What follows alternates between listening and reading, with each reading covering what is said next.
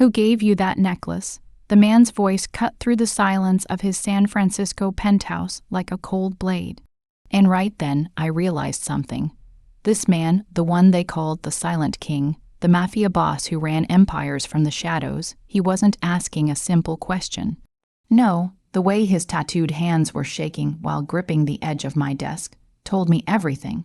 The way his dark eyes were locked onto the glittering diamond choker sitting against my throat told me even more.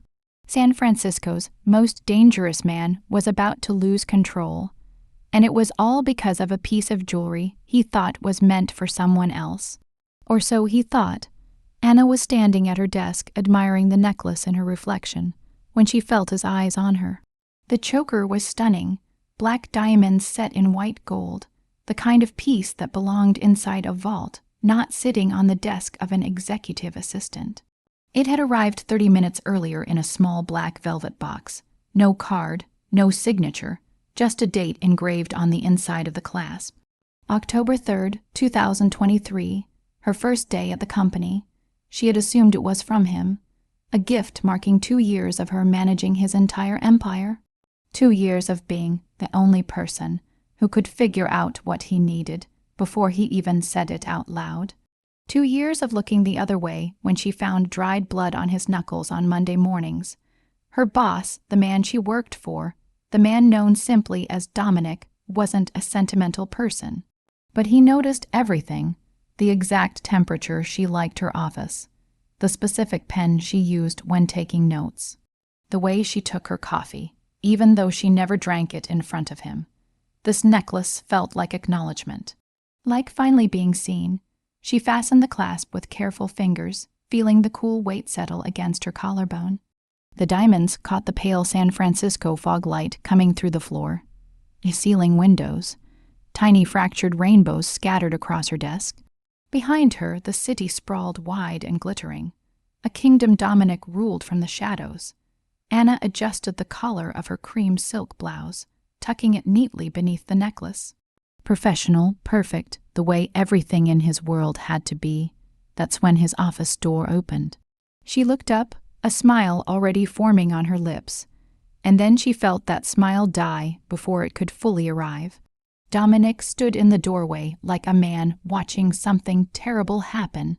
He was dressed in one of his perfect suits, black today, tailored so precisely it looked like a threat stitched into fabric. He was 34 years old. He had the kind of face that belonged in old paintings. Sharp jaw. Eyes so dark they seemed to pull in light rather than reflect it. Features that might have been called beautiful if they weren't so carefully turned into weapons. His black hair was pushed back, still slightly damp from wherever he'd been before arriving at the office. She never asked about that. That was Rule 1, but right now, those carefully controlled features had cracked open. His eyes had locked onto her throat. Not her face, her throat. Mr. Dominic, Anna said, keeping her voice steadier than her heartbeat. Did you need something? He didn't answer. He moved toward her desk with the kind of slow, deliberate grace she had seen in animals that hunt. Each step measured, each step purposeful, each step inevitable. The tattoos she knew covered most of his body were hidden beneath the suit, but she could see the dragon's tail creeping above his collar. The ink seemed to move with every breath he took. When he reached her desk, he stopped. His hands, those elegant and dangerous hands, gripped the edge of her desk so hard she heard the wood creak. His eyes never left the necklace. Who got you that? His voice was soft, lethally soft, the tone he used right before someone disappeared from the company. From the city, from existence entirely, Anna's pulse kicked hard against the diamonds. I'm sorry, the necklace, he said without blinking, without moving. Everything about Dominic was precision and control. But right now, she could see cracks forming in the armor. Who gave it to you? Heat crawled up the back of her neck, mixing with something that felt dangerously close to fear. This was none of his business. Her personal life was supposed to stay separate, completely separate. That was Rule 3, the rule that kept her sane while existing in this beautiful, dangerous orbit around a man who closed billion-dollar deals in boardrooms and erased problems in basements.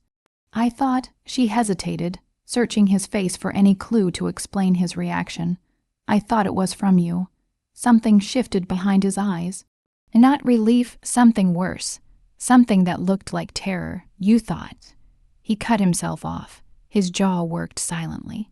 Then, before she could even react, his hand shot out. His fingers closed around the necklace. "Mr. Dominic, don't," he pulled. The choker didn't break. Instead, a sound filled the entire office, a soft electronic beep, followed by the quiet whisper of machinery activating somewhere inside the metal. A tiny light on the clasp flared red. Dominic froze. His fingers were still touching her skin. His face had drained of color in a way she had never, not once in 2 years, seen happen to him. She had watched this man stare down armed rivals without flinching. She had seen him negotiate hostile takeovers while smiling. She had never seen him afraid. "Don't move," he whispered. His thumb pressed to her pulse point, feeling her heartbeat thunder beneath the diamonds. "Anna, don't move." The beeping continued, soft, rhythmic, patient, like a countdown. Anna had 3 rules for surviving life around Dominic. She was about to learn that rules only work when both people are playing the same game. And Dominic had been playing a completely different game this entire time. One where she had been a target long before she ever walked into his world. The beeping stopped. Dominic's hand stayed frozen against her throat. His thumb pressed to her pulse with a tenderness that made no sense alongside the violence in his eyes. Anna could feel the warmth of his skin bleeding through the cold metal of the diamonds, could smell the rain and something electric that always clung to him. The scent that always meant he'd been somewhere she wasn't supposed to ask about. "Step back from the desk," he said. His voice was empty, a void, the voice he used when things needed to disappear quietly, slowly. "Don't touch the necklace again." Anna's legs trembled as she stood.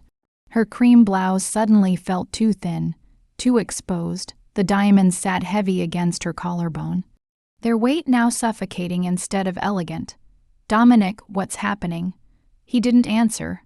Instead, he moved to his office door and pressed something on his phone. Within seconds, the glass walls of the executive suite went dark, smart glass shifting from clear to solid black. The San Francisco skyline vanished, replaced by isolation. The elevator dinged.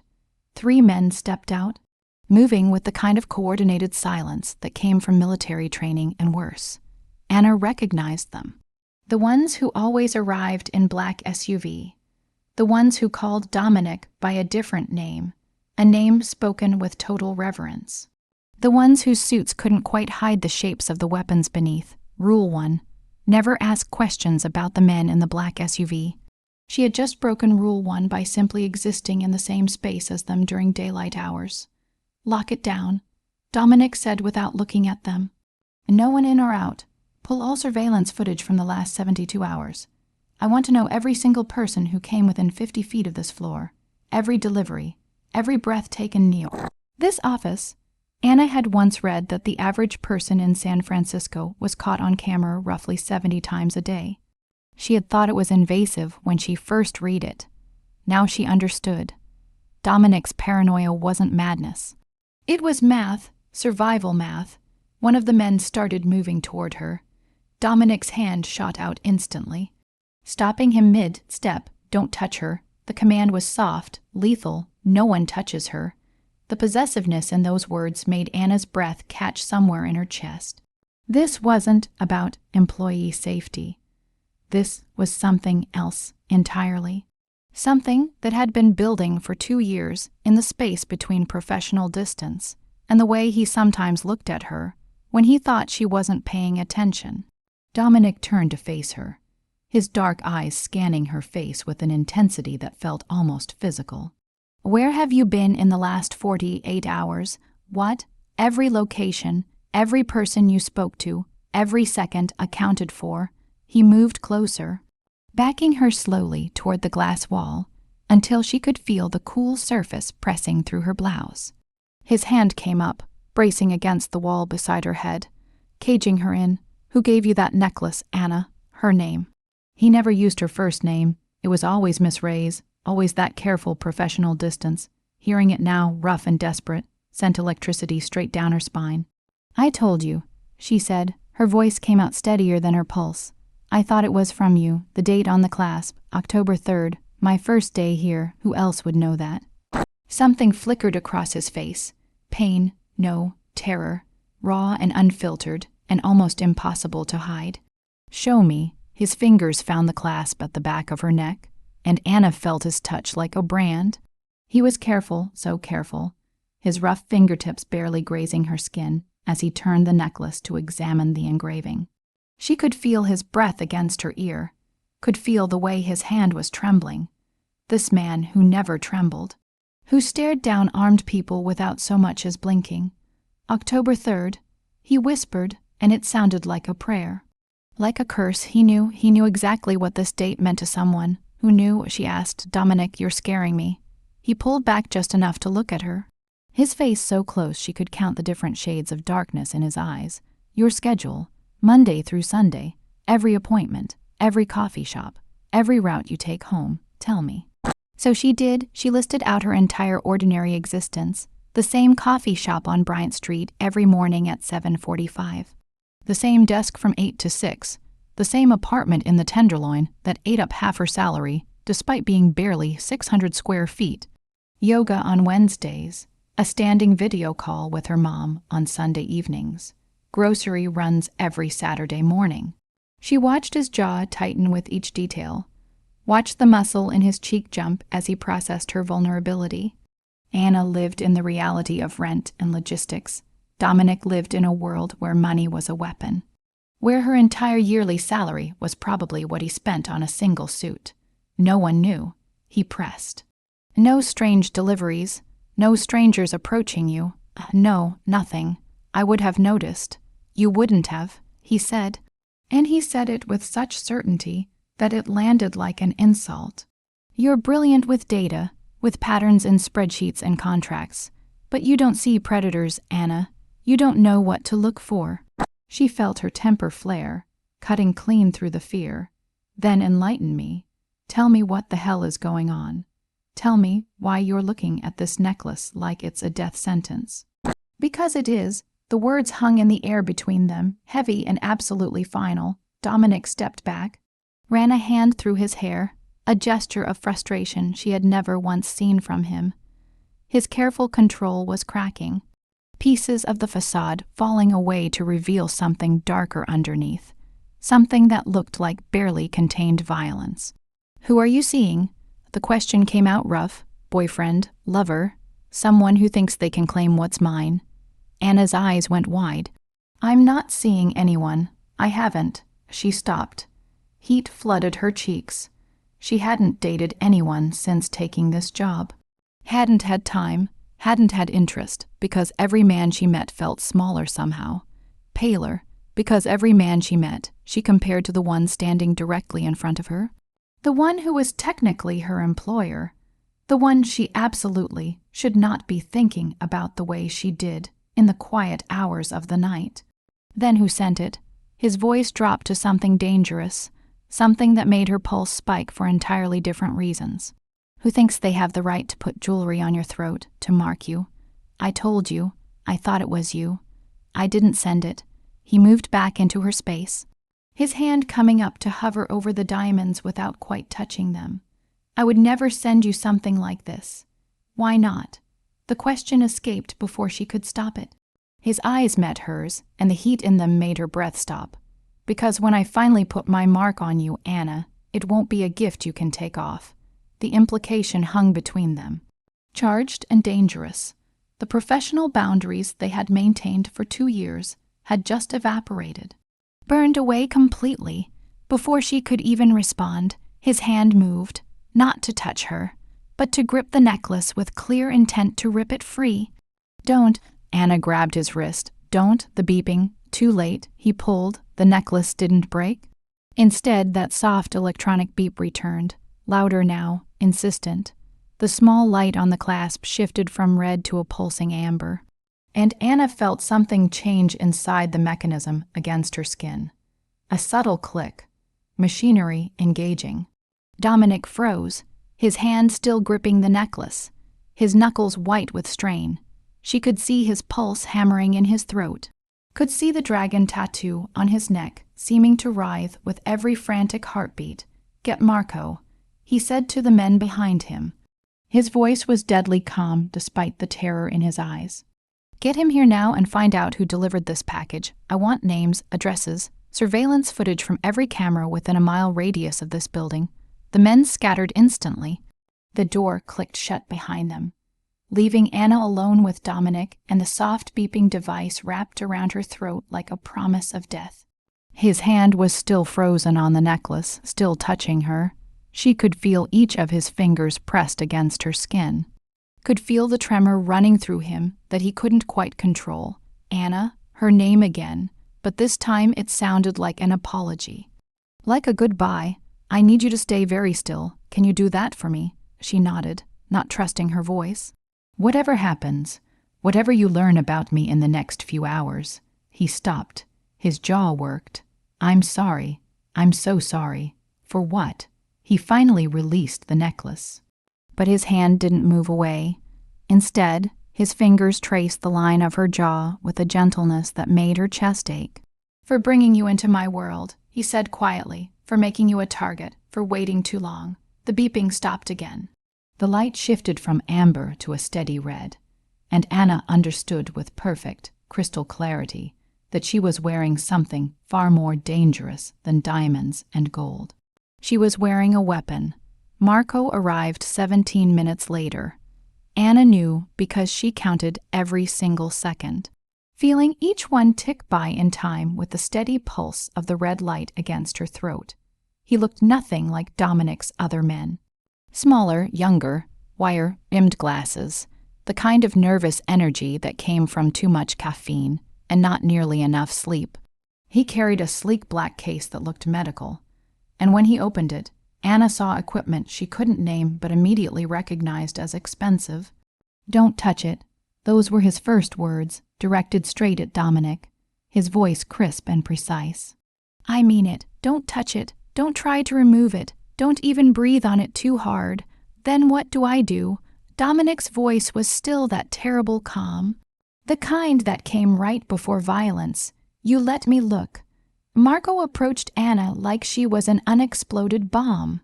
Maybe she was. "Miss Reyes, I'm going to scan the device. You'll feel a slight warmth, but it won't hurt. Can you stay very still for me?" Anna nodded. Her throat felt too tight to speak, and not just from the necklace. Marco produced what looked like a modified tablet. Running it slowly over the necklace without making contact, blue light came from the screen, casting strange shadows across his face as he studied whatever data it was collecting. His expression went from focused to horrified in the space of about 3 seconds. Dominic was beside him instantly. "What is it?" "It's a poison delivery system," Marco said. His hands were shaking as he adjusted the scanner. "The diamonds aren't just decorative. They're housing tiny needles loaded with a two-part poison, separate compounds that are harmless by themselves but lethal when they mix together." Anna felt the blood drain from her face. The office tilted slightly, and suddenly, Dominic's hand was on her elbow, steadying her. "Sit," he said quietly, guiding her to his desk chair. He crouched down in front of her, his hands on her knees, his eyes searching her face. "Breathe, Anna, just breathe. There's poison in it." Her voice came out thin. "Ready to crack on my neck. Right now." "Not yet," Marco said, still scanning. "The compounds are held in separate chambers, but the mechanism," he swore quietly. "If the clasp is forced open, it triggers injection. If it detects tampering, it triggers injection, and there's a location fence. Explain, now." "It uses location tracking. If Miss Reyes leaves a defined area, I'd estimate about 5 miles based on the signal strength. The device interprets it as an escape attempt and triggers injection." Marco looked up from his scanner, his face grim. "She's wearing a remote execution device, expensive, sophisticated, designed by someone who really understands both technology and the human body." The room went completely silent, except for the soft beeping of Marco's equipment. Anna stared at Dominic, watching emotions move across his face too fast to catch and catalog. Rage, fear, something that looked dangerously close to guilt. Can you remove it? His voice was barely a whisper. Not without the unlock code. There's a digital lock mechanism, probably 16 to 20 digits based on the encryption I'm seeing. Without the code, any attempt to open it will trigger injection. Marco adjusted his glasses, and before you ask, no, I can't hack it. This isn't some cheap black market tech. This is custom work, the kind built by someone serious. Then trace it, Dominic said. Every component, every piece of code. Someone built this, find them. I'm trying, but Marco froze. His eyes widening as something appeared on his screen. No, that's not possible. Dominic was on his feet in an instant. What? The code signature, the encryption. Marco's voice went flat, emotionless, the tone of someone delivering terrible news. I can see enough of how this was built to recognize the style. The man who wrote this code, say it, Victor, the name meant nothing to Anna. But she watched it hit Dominic like something physical. He stepped back, his hand came up to his mouth. His eyes went somewhere distant and very dark. That's impossible, he said finally. He's dead. He's been dead for 10 years. Apparently not. Marco was still staring at his screen. This is his signature style of work. The same way he built things for the family years ago. I'd recognize it anywhere. Anna watched Dominic process this. Watched him visibly gather himself. Pulling the cold, controlled mask back over his face. When he looked at her again, his eyes were empty. The same look he'd had on her very first day, when she had still thought he was just another wealthy tech boss. She had been so completely wrong. Who is Victor? She asked quietly. Dominic didn't answer right away. He moved to the dark windows, staring at the glass like he could see straight through it to the city beyond. When he spoke, his voice was distant and detached. My older brother, the original heir to everything, before the tech company, before the legitimate businesses. He said the word legitimate like it tasted rotten. 10 years ago, there was a betrayal, family power struggle. Victor was supposed to die in a warehouse fire in Oakland. I saw the body myself. You saw a body? Marco corrected softly. Not necessarily his. He's been alive this whole time, Dominic said quietly. Watching, waiting, and now He stopped, turning to look at Anna with an expression that made her chest tighten. You're not random. You were chosen specifically. He's using you to get to me. Why me? Anna's voice was barely above a whisper. Because he knows. The words came out rough, tortured. He's been watching long enough to know what you mean to me. The admission hung in the air between them. Heavy with 2 years of implications neither of them was ready to fully unpack. Anna felt heat flood her face. Felt her heart stutter against her ribs. There's more, Marco interrupted gently. The device has a battery life of approximately 48 hours. After that, the failsafe triggers automatically. Failsafe? Anna heard herself ask. If the battery dies, the device interprets it as tampering and triggers injection. Marco looked at his watch. Based on the charge level I'm reading right now, I'd estimate you have 46 hours and 32 minutes before that happens. 2 days. She had 2 days to live unless they found Dominic's supposedly dead brother and got an unlock code from him. Anna felt something shift inside her, the fear crystallizing into something harder, sharper. She had spent 2 years being professional, being perfect, being the ideal assistant. She had spent 2 years pretending she didn't feel anything for the dangerous man who paid her salary. Those 2 years felt like a complete waste now, with death sitting cold and precise against her throat. Then we have 46 hours to find him, she said. She was proud when her voice came out steady. Dominic turned to look at her, and something in his expression shifted. Pride, maybe, or recognition. You should be screaming, running, demanding to know why this is happening. Would it help? No. Then I'd rather spend the time being useful. She stood, feeling the weight of the necklace shift with the movement. You said he's been watching us. For how long? Long enough to know the date you started working for me. Dominic said, long enough to know that date matters to me. Why does it matter? She watched him carefully, saw the way his jaw tightened. Because he paused. You walked into my life on October 3rd with a portfolio that made every other candidate look amateur. You were brilliant, fierce. And you looked at me like I was just another boss. He paused again.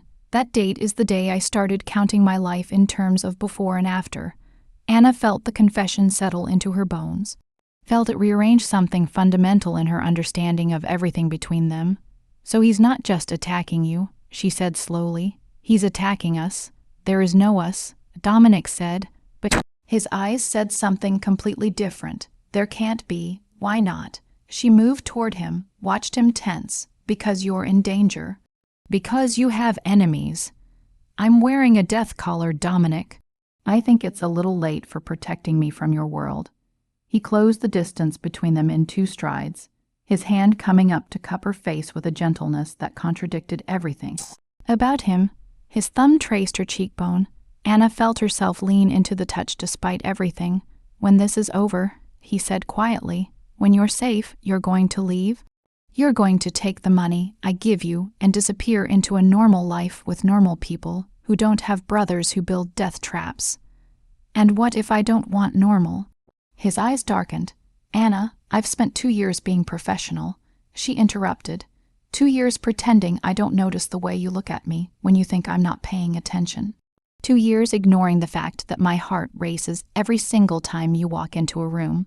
If I'm going to die in 46 hours, I'm done pretending.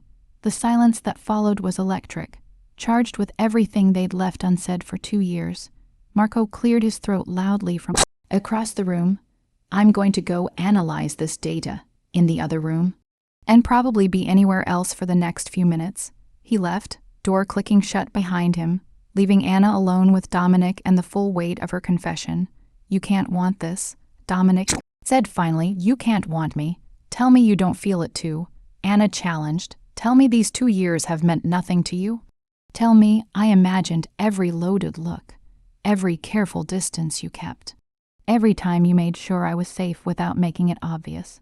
He couldn't. She could see it in his eyes, in the way his control was fracturing. You deserve better, he said instead. Someone clean.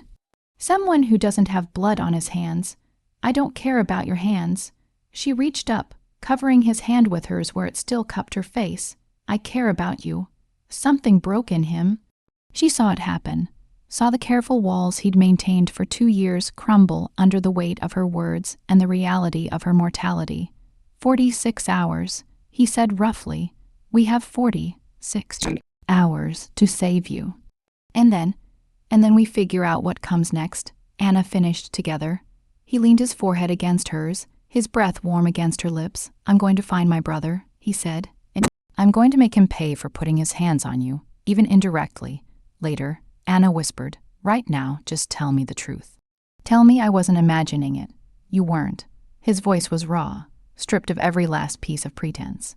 Every day for 2 years, I've watched you walk into this office and wanted things I had no right to want. Every night I've gone home alone and thought about what it would be like to stop being your boss and start being. He stopped. His jaw tightened. You were the one good thing in my world, Anna. The one thing I refused to contaminate. Too late, she said softly. I'm already in danger. So stop protecting me from yourself and help me survive the next 46 hours. He pulled back just enough to look at her, his dark eyes searching every detail of her face like he was memorizing it. Then with deliberate care, he pressed a kiss to her forehead. Gentle, reverent, and somehow more intimate than anything else could have been.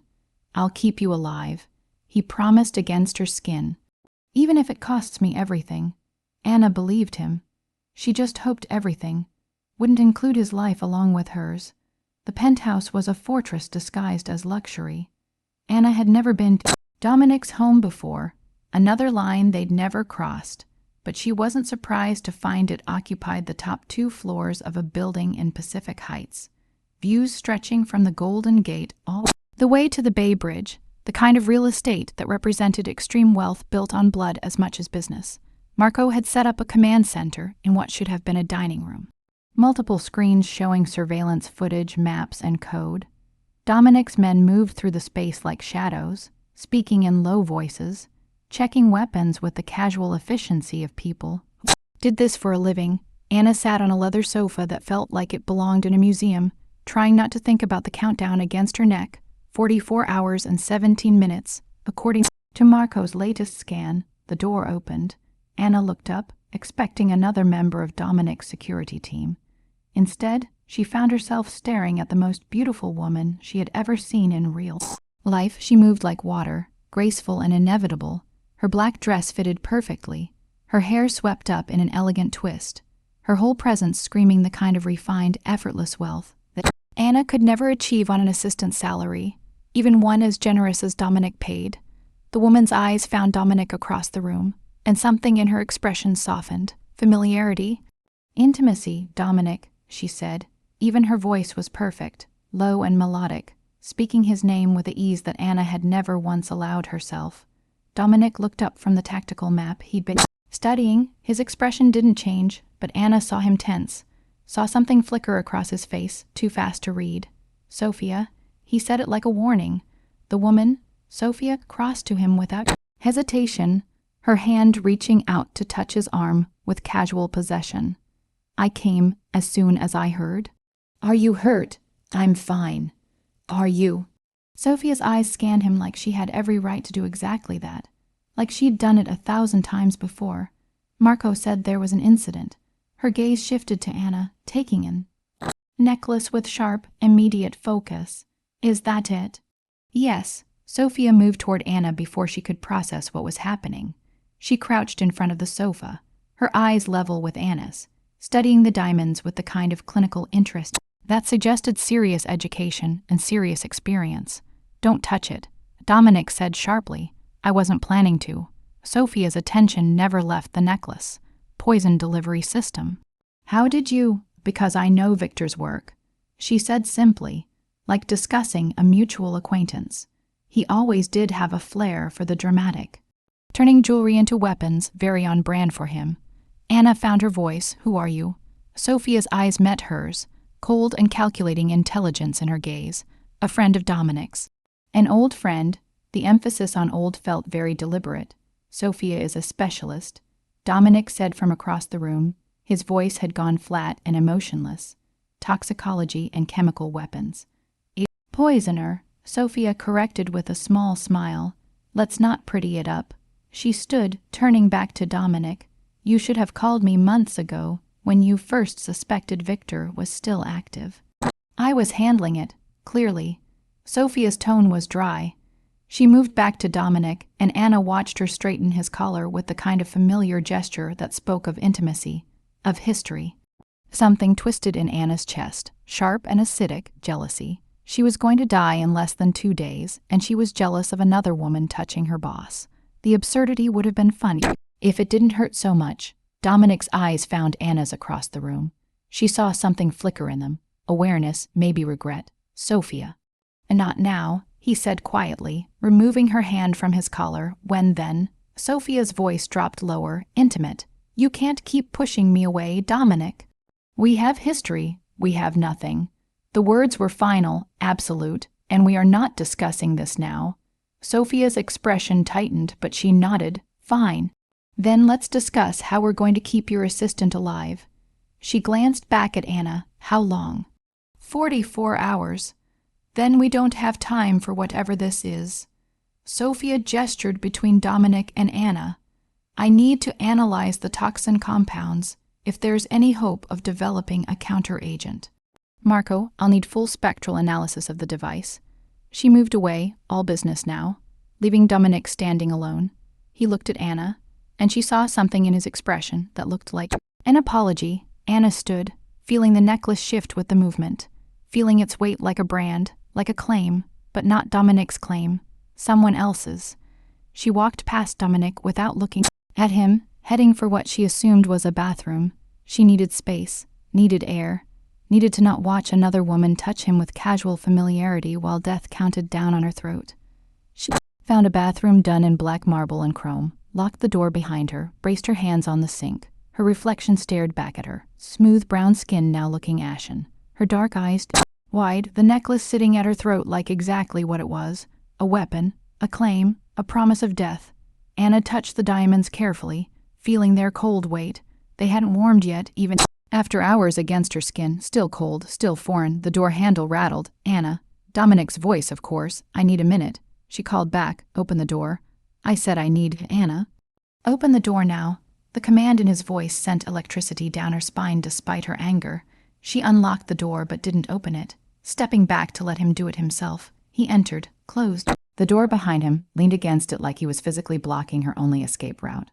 The bathroom suddenly felt tiny with him in it, his presence overwhelming the expensive fixtures and designer tile. She's not what you think, he said without preamble. I'm not thinking anything. Anna crossed her arms. You don't owe me explanations about your personal life. I'm your employee, your assistant who happens to be wearing a death sentence that your brother put on me. That's it. You're not just my assistant. The words came out rough, and you know it. Do I? She met his eyes in the mirror. Because from where I'm standing, it looks like you have a beautiful woman who knows your family, who touches you like she has the right, who you called in the middle of everything to help. That doesn't exactly say nothing.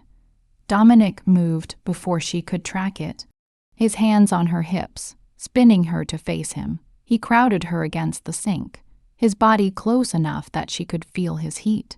Could smell rain and expensive cologne and something darker underneath. Sophia is a tool, he said, his voice dropping to something dangerous. A weapon I keep sharp in case I need her. She's useful, efficient. She understands my world because she lives in it too. So what am I? Anna challenged. Another tool, another weapon. His hand came up to cup her face, his thumb tracing her cheekbone with a gentleness that made her breath catch. You're the reason I'm still pretending to be human. You're the 3 hours every day I get to forget about violence and survival and everything else. He stopped. His jaw tight. You're everything I can't have, can't or won't, both.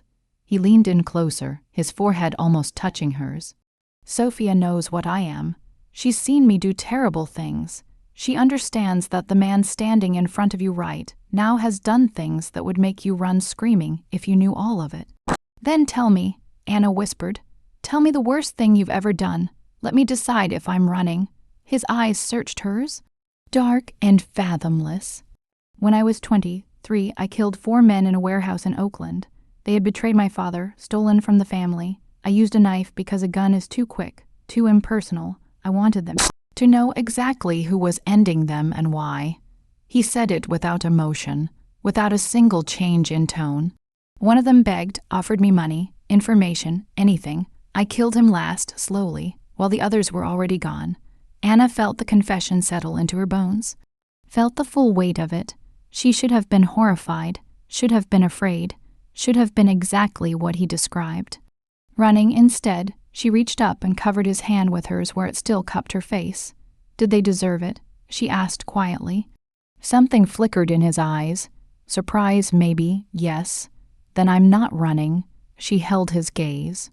I spent 2 years seeing pieces of who you are, Dominic. I saw the blood on your knuckles. I saw the men who treated you like royalty. I saw the way people looked at you with fear and respect. The exact same time, I knew you weren't just a tech boss. I knew, and I stayed anyway. Why?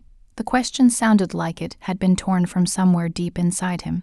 Because between the violence and the danger, I also saw you remember my coffee order after hearing it exactly one time. I saw you quietly donate to my cousin's cancer fund when you thought I'd never notice. I saw you step between me and that client who got inappropriate, and then end his contract without explanation the next day. She took a breath.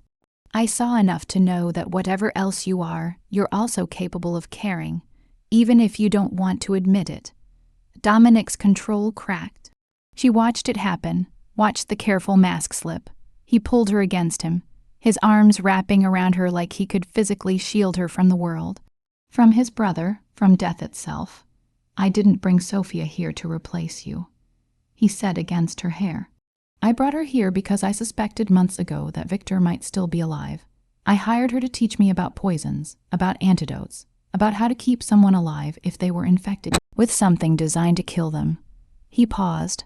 I hired her because I was terrified something like this might happen, and I wanted to be prepared. Anna pulled back enough to look at him. You've been preparing to save me for months.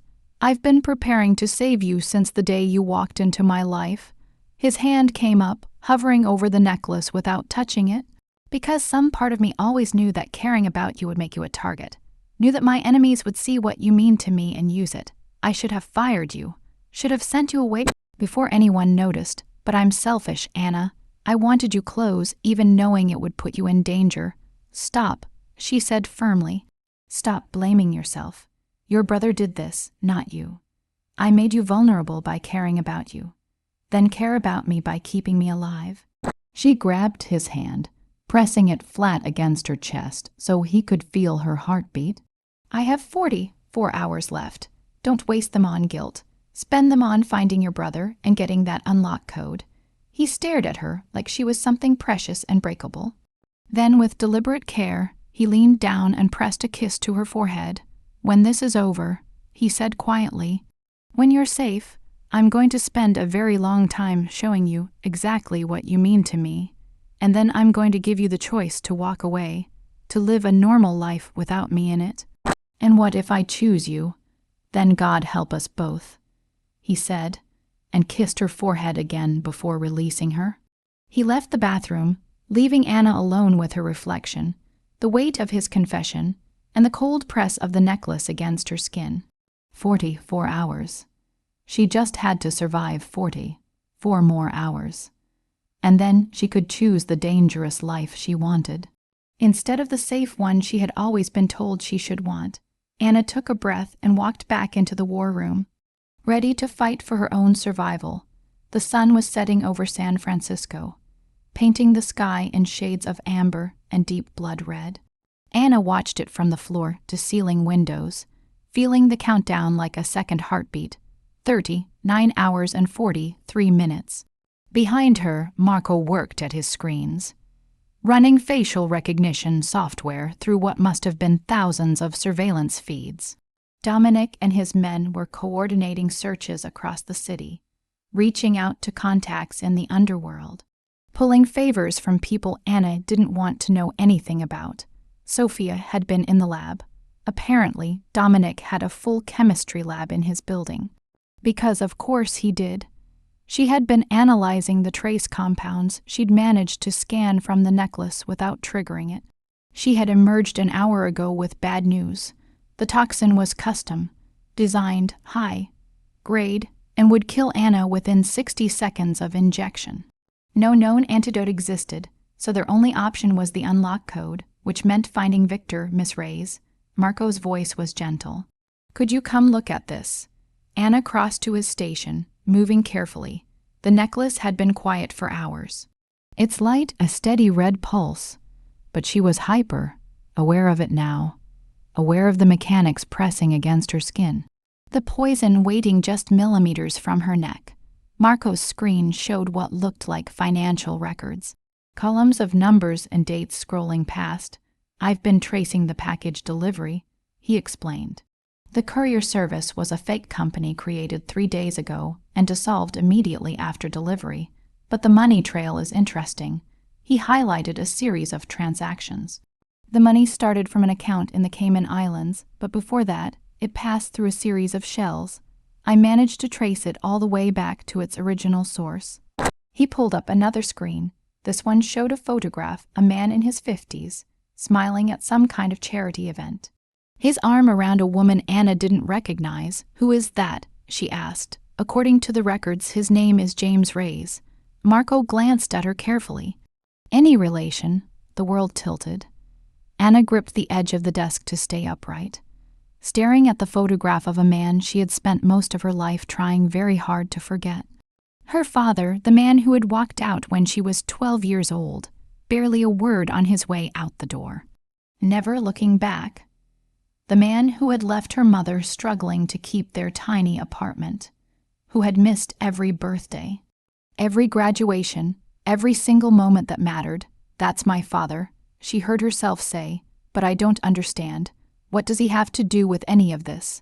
Marco pulled up more files. According to these records, James Reyes was employed by the organization from 2010 to 2015. He was listed as a financial consultant, but the money he was handling, he shook his head. This was money that needed cleaning. He was laundering funds. Anna felt sick. There's more. Marco's voice was gentle. Like delivering a terminal diagnosis. In December 2013, approximately $50 million went missing from several accounts. The same month Victor supposedly died, and James Reyes disappeared around the same time. No. Anna's voice was barely a whisper. No, he wouldn't. I'm sorry, Miss Reyes. Marco pulled up more records. It looks like your father helped Victor fake his death and stole $50 million from the organization in the process. He's been living under a different name in the Bahamas for the last 10 years. The room was spinning. Anna felt Dominic's hands on her shoulders, steadying her, and only then realized she'd been swaying on her feet. Sit down, he said quietly, guiding her to a chair. My father. The words tasted like ash. My father worked for you. My father stole from you. That's why I'm wearing this. She touched the necklace with shaking fingers. I'm not collateral damage. I'm not even a pawn. I'm payment, interest on a debt my father left behind. The math was brutal in its simplicity. Her father had stolen $50 million and disappeared, leaving her behind to grow up in poverty, to fight through college on loans and scholarships, to scratch for every single opportunity, and now his debt was literally wrapped around her throat. Counting down to payment in blood, he knew. Anna looked up at Dominic, feeling tears burn behind her eyes. When I applied for the job here, when I started working for you, my father knew exactly who you were. He knew I'd be working for the people he stole from. We need to find him, Dominic said, his voice carefully controlled. If Victor has been in contact with your father, he might know where my brother is hiding. Or my father is hiding with him. Anna felt something hard and cold settle in her chest. They worked together before. Why not now? Marco pulled up another file. I found correspondence between an encrypted account I've traced to Victor and your father's current identity. The most recent message was sent 3 days ago. It says, package delivered. The girl has no idea how long before you make your move. 3 days ago, right before the necklace arrived at her desk. He knew, Anna whispered. My father knew Victor was going to do this to me, and he helped anyway. The betrayal cut deeper than the death sentence. Her father had abandoned her once as a child. Now he was helping plan her murder for money he had already stolen. Dominic crouched in front of her chair, his hands coming up to frame her face, forcing her to look at him. We are going to find them, both of them, and we are going to make them pay for this. I don't care about payment.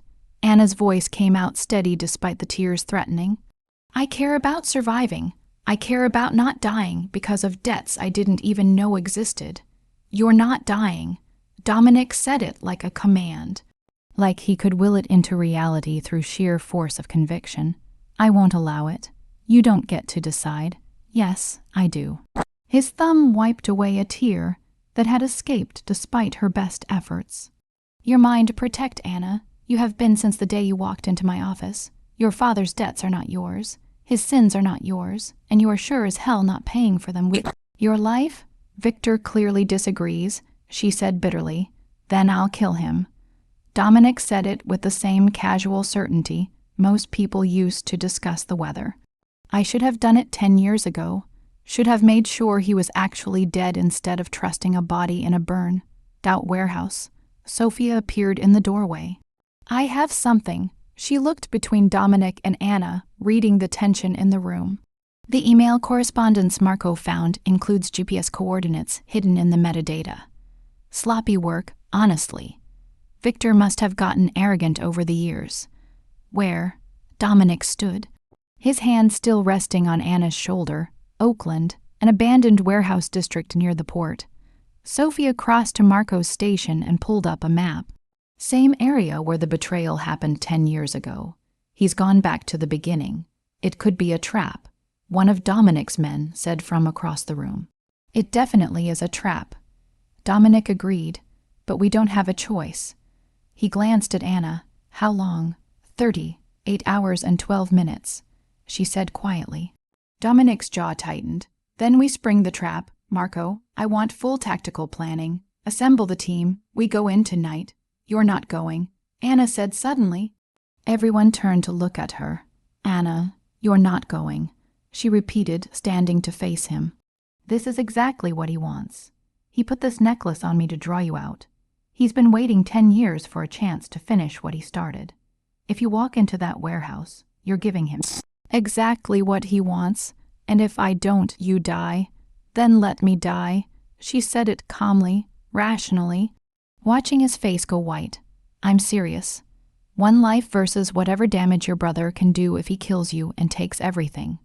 The math isn't that hard. Dominic moved before she could finish.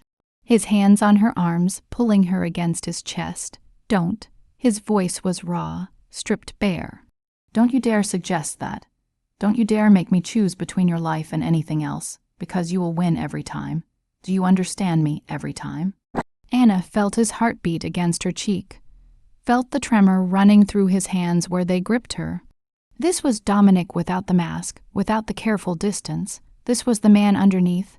I don't want you to die for me, she whispered, and I don't want to live in a world without you in it. He pulled back enough to look at her, his dark eyes intense. So we're both going to survive this. We're going to walk into that warehouse, get the unlock code, and walk back out, together. You can't promise that. Watch me. He released her. Turning to his team, we go in at midnight. I want 3 entry points covered, eyes on all exits before we breach, and remember, Victor is mine. No one touches him but me. Anna watched him shift back into command mode, watched him plan an assault with the same precision he used for corporate deals. She thought about her father hiding somewhere with Victor, helping plot her death for money he'd already stolen. She thought about the little girl she had been, waiting by the window for a father who never came home. That little girl had learned to be strong, to be independent, to need no one. She had built walls around her heart and told herself she was fine alone. But she wasn't alone anymore. She had Dominic with his tattooed hands and his dragon tattoo, and his absolute conviction that he could save her. She had 38 hours left, and she was going to spend them fighting beside him, not hiding behind him. I'm coming with you, she said. Dominic turned. Absolutely not. It's my life on the line, my father involved. I'm coming, Anna. You said I was yours to protect. She moved toward him, holding his gaze. That goes both ways. You're mine too, Dominic, and I'm not letting you walk into a trap alone while I sit here and wait to see if you come back. Something shifted in his expression, not agreement, but understanding, recognition that she was not going to back down. She has a point, actually, Marco said quietly. Victor expects you to come alone or with your men. He won't expect Miss Ray's. That might give us an advantage, or it puts her in more danger. Dominic countered. I'm already in danger, Anna said. I'm wearing it around my neck. At least let me face it on my own terms. Dominic stared at her for a long moment. She could see the war happening behind his eyes. Finally, he nodded, once, sharp and final. Fine, but you stay behind me at all times. You don't engage. You don't take risks. And if I tell you to run, you run. Understood? It was a lie. And they both knew it. If it came down to it, Anna wasn't running. Not anymore. She had spent her whole life running. From her father's abandonment, from poverty, from vulnerability, from her feelings for Dominic. She was done running. 38 hours left, and she was going to spend them fighting. They didn't go at midnight. At 10 in the evening, Marco's equipment started beeping urgently, and the light on Anna's necklace shifted from steady red to a pulsing amber. What's happening? Dominic was at her side instantly. His hand hovering over the device. The sensors are changing. Marco said, scanning frantically. Not malfunctioning, they're recalibrating. I think the device is adapting to her body. Explain. It's now measuring her heart rate, body temperature, stress levels. Marco's face was grim. It's learning her normal baseline so it can detect unusual changes. What kind of changes? Anna asked, though she already knew. The answer was tightening her chest before he even said it. If your heart rate drops below 40 beats per minute, the device will interpret it as death or unconsciousness and trigger the injection. Marco met her eyes. You can't sleep, Miss Ray's? If you fall asleep, it will kill you. The words hung in the air, heavy and final. How long can a person stay awake? Dominic's voice was carefully controlled. 3 to 4 days before thinking breaks down completely. 5 to 6 before hallucinations begin. 7 before Marco stopped. She has 36 hours left on the battery. But she won't make it that long if she can't sleep. Dominic's hand curled into a fist. There has to be a way to fool the sensors, not without triggering them. The technology is too sophisticated. Marco adjusted his glasses. I'm sorry, the math doesn't work. Even if we get the unlock code in Oakland tonight, Miss Reyes won't be in a functional state to. Then we keep her awake. Dominic's tone left no room for argument, whatever it takes. He turned to Anna, and she saw something in his eyes that made her breath catch. Not just determination. Something darker, more desperate. Come with me, he said quietly. He led her away from the war room. Past Sophia's lab, to a section of the penthouse Anna hadn't seen. A bedroom, his bedroom, she realized. Done in shades of black and gray. Floor to ceiling windows overlooking the city. The bed was massive and modern, and it suddenly seemed to fill the entire space. Dominic closed the door behind them, leaning against it like he was physically blocking out the whole world. You can't sleep, he said, which means I need to keep you awake. Keep your heart rate up. Keep your system alert. Coffee. Anna tried for lightness. It didn't land. Not enough. He pushed off the door, moving toward her with that slow, deliberate grace she had come to know so well. I need to keep you present. Alert. Feeling. How? Dominic stopped in front of her, close enough that she could feel his warmth radiating through the air between them, by giving you something more compelling than sleep to focus on. His hand came up to cup her face. His thumb traced her lower lip with deliberate care. Anna felt electricity shoot down her spine, felt her body respond to his closeness in ways she had been suppressing for 2 years. I'm going to tell you things, he said quietly, true things I've never said out loud. And every time you look like you might drift, every time your eyes get heavy, I'm going to bring you back. Whatever it takes. He paused. Do you trust me? Anna thought about the question, thought about this man who had killed people, who commanded an underground world, who had been quietly preparing to save her life for months without ever saying a word about it. Yes, she said simply. Something flared in his eyes, relief maybe, or desire. He guided her to sit on the edge of the bed, then dropped to his knees in front of her, his hand resting on her knees, his face level with hers. The first time I saw you, he began, his voice low and intimate. You were wearing a gray suit and carrying a portfolio held together with a strip of duct tape. You walked into my office like you already owned it, looked me directly in the eye, and told me that my company's branding was adequate but uninspired. He paused. Do you remember? Anna nodded. She had been terrified during that interview, but she had also been broke enough and desperate enough to be completely honest. I hired you before you finished your presentation. Continued. Not because of the portfolio, though it was genuinely brilliant. I hired you because you looked at me like I was just another boss. Not like I was dangerous, not like I was someone to be afraid of. You showed confidence, competence. Fire. His hands tightened on her knees, and I knew in that moment that you were dangerous to me. Dangerous how? Her voice came out breathy. Because I wanted you immediately. Wanted to know what that confidence tasted like. Wanted to see if I could make you flinch by choice instead of fear.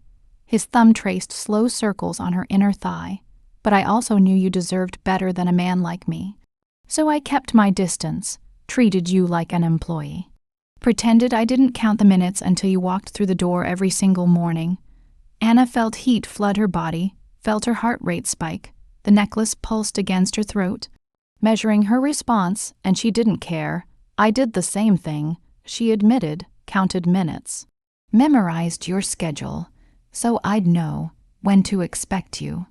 Found excuses to stay late when you were working. Dominic's eyes darkened. You were playing a dangerous game, Anna. So were you. He stood abruptly, pulling her up with him. Do you know how many times I almost crossed the line? How many times I wanted to lock my office door and show you exactly what you did to me? Tell me. She felt reckless now, the closeness of death making her bold. Tell me what you wanted. Everything. The word came out rough. I wanted to see if your skin was as soft as it looked. Wanted to know if you'd push back when I kissed you, or melt into it. Wanted to hear you say my name like a prayer instead of a title. He backed her slowly toward the window, the cool glass a sharp contrast to his warmth. His hand came up to brace beside her head, caging her in. I wanted to make you forget every rule you'd made about staying professional. Wanted to ruin you for safe choices. For anything that wasn't me. Anna's breathing was ragged now, her whole body hyper, aware of every inch of space between them. Why didn't you? Because you deserved the choice, deserved to come to me without pressure, deserved to understand what you were getting into before you committed to it. His thumb traced her jawline, but now you're here. Wearing death around your throat, and I'm done pretending I don't want you, done keeping distance, so I'm going to keep you awake, Anna. And I'm going to do it by showing you exactly what these 2 years could have been. He kissed her. It wasn't gentle, it wasn't tentative. It was possession and desperation, and 2 years of restraint shattering at once like glass hitting concrete. Anna kissed him back just as fiercely, her hands fisting in his shirt, pulling him closer. His hand slid into her hair, angling her head to deepen the kiss. His other hand found her hip, pulling her against him so she could feel exactly what effect she had on him. When they finally broke apart, both breathing hard, Anna felt more awake than she had in hours. Your heart rate is elevated, Dominic said against her lips. Good. Let's keep it that way. He kissed her again, slower this time, deliberate. His mouth moved from her lips to her jaw to the spot just below her ear that made her gasp. He was careful around the necklace, never once touching it, working around the death sentence with the same precision he brought to everything in his life. Tell me to stop. He murmured against her throat, and I will. Tell me this is too much, and we'll find another way to keep you awake. Don't stop. Anna pulled him back to her. Please don't stop. So he didn't. He kept her awake with kisses and confessions, with stories about the things he had wanted during those 2 years of professional distance. He kept her present with touches that never quite crossed into everything, but lived in the space between promise and fulfillment. Every time her eyes grew heavy, he shifted, a new revelation, a different touch, something to spike her adrenaline and pull her back from the edge of sleep. I used to watch you take notes during meetings, he said hours later, his fingers tracing patterns on her arm. You had this habit of biting your lower lip when you were concentrating really hard. It drove me completely insane. I'd sit through entire presentations thinking about what it would feel like to bite that lip myself. Anna felt heat flood through her again, felt exhaustion trying to drag her under, and fought it back. I knew you were watching, she admitted. Sometimes I did it on purpose. His eyes darkened. Dangerous game. I like danger. She traced the tattoo visible at his collar, the dragon's tail. Show me the rest of it.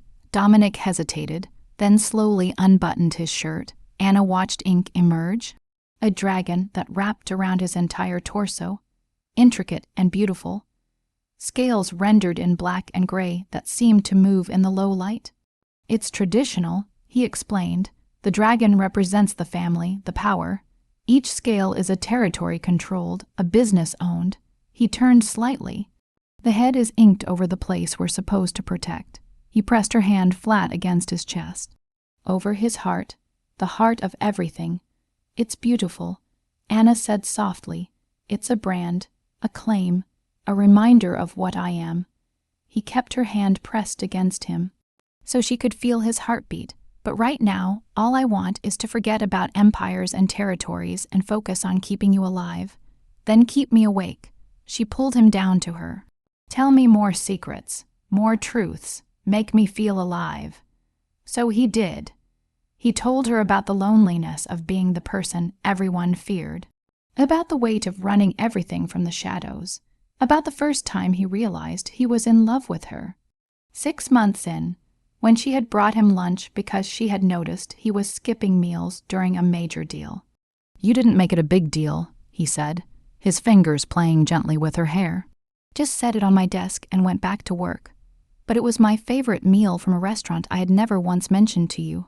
You had paid attention, remembered, cared enough to notice I wasn't. Taking care of myself? Of course I noticed, Anna said. I always noticed. I know. He kissed her forehead. That's why I fell in love with you, because you saw me, not the boss, not the dangerous man, just me. The man who likes his coffee too hot and skips lunch and sometimes has blood on his hands he can't explain. I love you too. The words slipped out, exhaustion making her completely honest. Have for a while now. Dominic went very still. Then his arms tightened around her, pulling her close. Say it again, he said, his voice barely above a whisper. I love you. Anna looked up at him. Even knowing what you are, even wearing this, she touched the necklace carefully. Even if I die in, she glanced at the clock, 29 hours. I love you, Dominic. He kissed her like a drowning man finally finding air. Desperate, consuming. When he pulled back, his eyes were bright with something that looked like tears. Though she knew he would never admit it. You're not dying, he said fiercely. I won't allow it. We're going to Oakland. We're getting that unlock code, and then I'm going to spend the rest of my life proving I'm worth the faith you have in me. You already have, Anna whispered. He held her through the night, keeping her awake with stories and touches and promises. Every time exhaustion tried to drag her under, he found a new way to bring her back. A confession she hadn't heard. A touch she hadn't felt. A revelation that made her pulse spike and her heart race above that deadly threshold.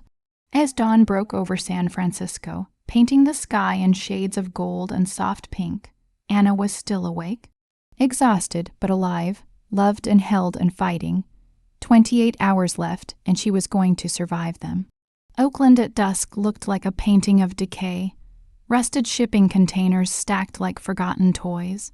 Warehouses with broken windows gaping like missing teeth. The kind of landscape where bad things happened and nobody heard anything afterward. The warehouse district near the port had been slowly dying for a decade, and Victor had apparently been dying right along with it. Or not dying, as it turned out.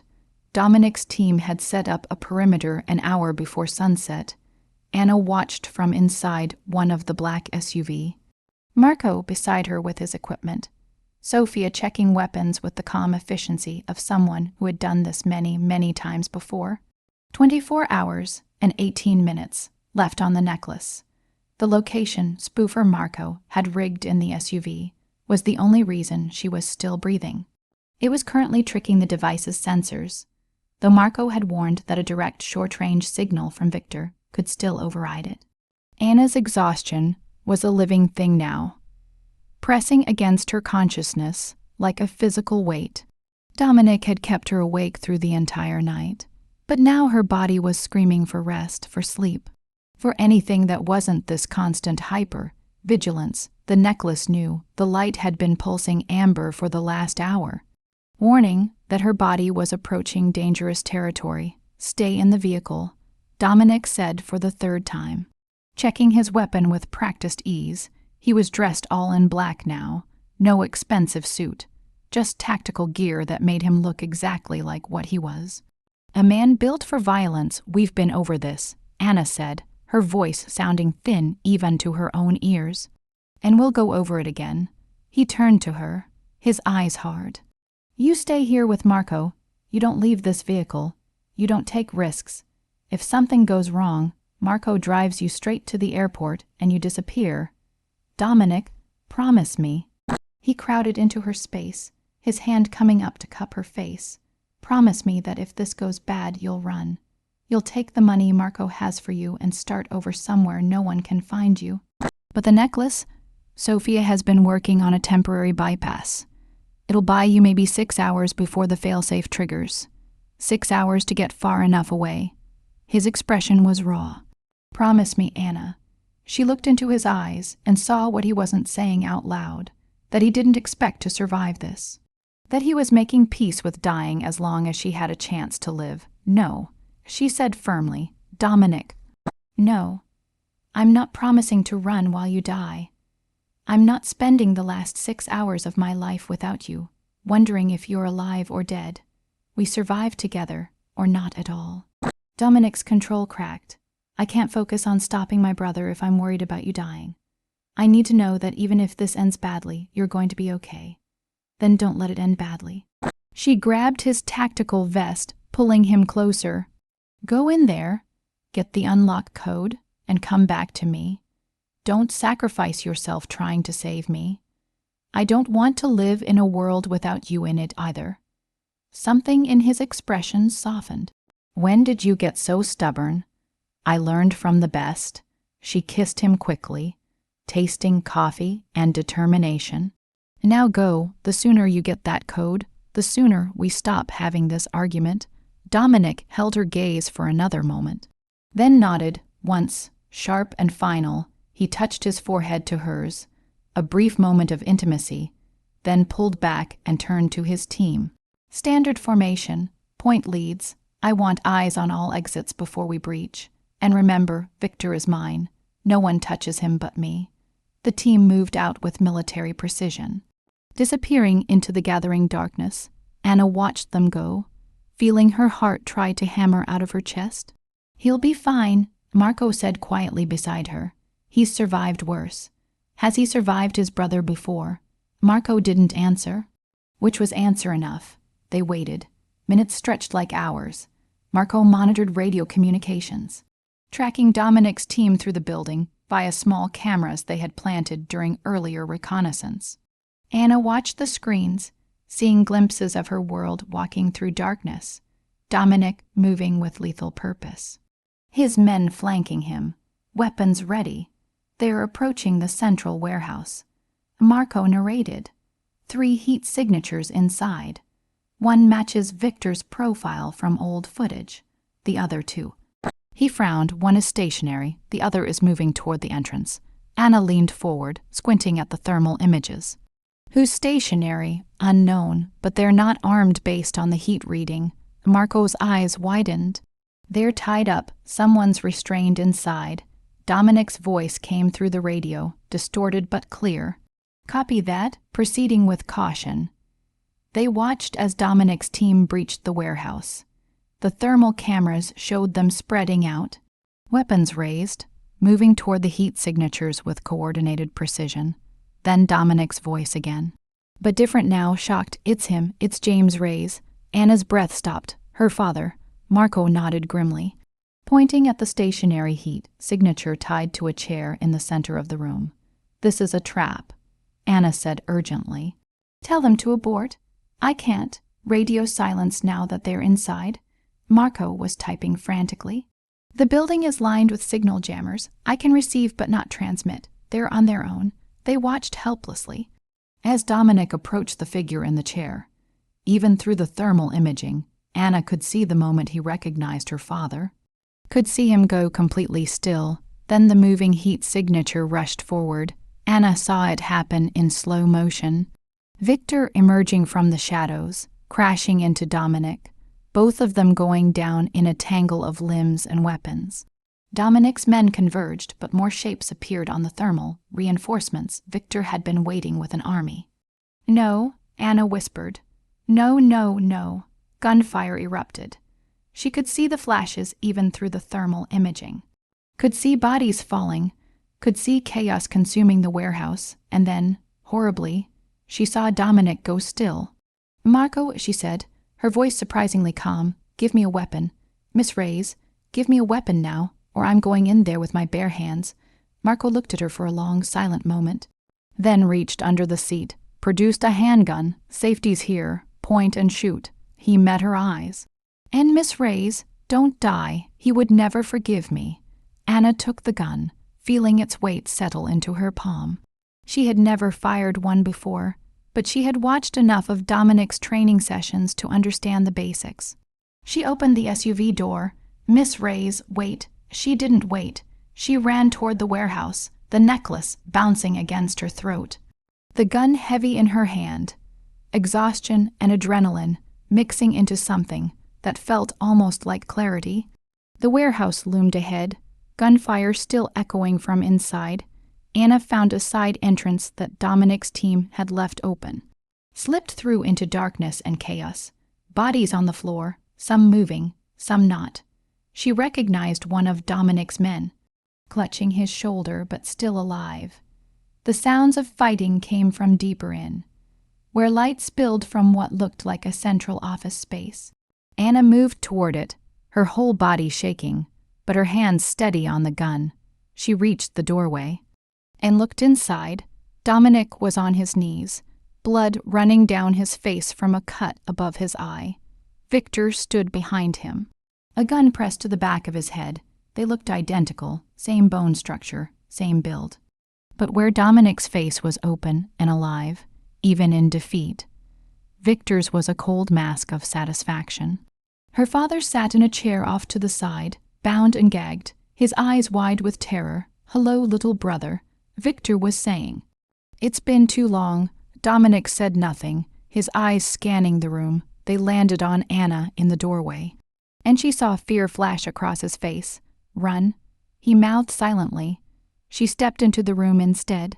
Victor's head turned, and Anna got her first real look at Dominic's supposedly dead brother. He had the same sharp features, the same dark eyes. But where Dominic held a contained kind of violence, Victor radiated pure cruelty. It was in the twist of his smile, in the cold calculation behind his eyes. "Ah," he said, "the girl, the leverage, how very convenient of you to deliver yourself." "Let him go," Anna said, raising the gun with shaking hands. "Take the lock off this necklace. Let him go, and you'll what?" Victor laughed. "Shoot me, you're trembling so hard I doubt you could hit the wall, let alone me." He pressed the gun harder against Dominic's skull. "Drop it, or I end my little brother right now." Anna's finger tightened on the trigger. "Don't," Dominic said quietly. "Anna, please don't." "Listen to him," Victor suggested pleasantly. "He's trying to save you, very noble, very stupid." He glanced at the necklace around Anna's throat. The light pulsing frantic amber. "How much time do you have left?" 20 hours, 19. His lips curved. "The code is 16 digits. Would you like to try guessing?" Anna kept the gun raised, her mind racing. She couldn't shoot. She'd never fired a weapon. Victor was right that she was shaking too hard to aim properly. But she also couldn't simply surrender, not with Dominic's life on the line. Her eyes found her father. Still bound and gagged, he was shaking his head frantically, trying to communicate something. "Why?" she asked Victor, stalling. "Why use me? Why not just come after Dominic directly?" "Because killing him quickly would be boring." Victor's smile widened. "He took everything from me, my position, my life. I wanted him to know what it felt like to lose something precious, to watch it die slowly while being completely unable to stop it." "I never took anything from you," Dominic said, his voice steady despite the gun at his head. "You lost everything when you tried to betray the people who trusted you. Our father was weak." Victor spat. He wanted to go clean, pretend we were respectable. I was saving what we'd built from his softness. "You were destroying it, and I stopped you. I should have made sure you stayed stopped." Victor's face twisted with rage. His finger tightened on the trigger. Anna saw it happening, saw the decision forming in his eyes. She did the only thing she could think of. She threw the gun at Victor's face. It wasn't strategic, it wasn't graceful, but it worked. Victor flinched, ducking instinctively. His gun moved away from Dominic's head for just 1 second. Dominic moved. Anna had seen him train before, had seen the controlled violence he was capable of. But this was different. This was survival. This was two people with a decade of hatred between them, fighting in the space of heartbeats. They crashed into each other, both reaching for weapons, both going for killing blows. Anna scrambled back as they rolled past her, a blur of motion and desperate violence. A gunshot. Anna's heart stopped. Then another. The two of them separated, both on their feet now, both bleeding. Dominic had a gash across his ribs. Victor was clutching his shoulder, where blood ran between his fingers. "You were always the weaker one," Victor panted. "Always needing approval, always trying to do the right thing. It made you predictable. And you were always alone," Dominic countered. "So focused on power that you forgot to build loyalty. That's why you failed the first time. That's why you've been hiding for 10 years instead of fighting. You have no one. I have enough." Victor's good hand moved to his phone, still in his pocket. One button, and the necklace triggers. "Do you really want to test me?" Everyone froze.